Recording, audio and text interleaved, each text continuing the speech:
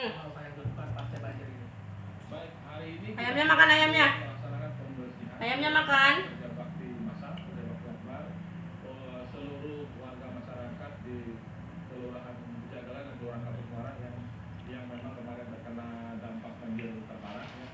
Kita melibatkan personel dari TNI, Polri, masyarakat dan seluruh ASN yang ada di Campur Jaya termasuk BJLP dan PPSU. Hari ini di Kelurahan Jagalan 500 personel kita libatkan dengan armada 30 truk dan 2 alat berat untuk mengangkut sampah sisa-sisa banjir. Untuk masih membersihkan. Terima kasih Pak Camat Penjaringan Jakarta Utara Pak Muhammad Andri, dan memang saat ini pun banjir sudah berlangsung dan warga juga sudah membersihkan rumah mereka dari sisa-sisa sampah yang juga lumpur pasca banjir kemarin. Wahyu. Baik, Muhammad Reza dari Pelukong dan juga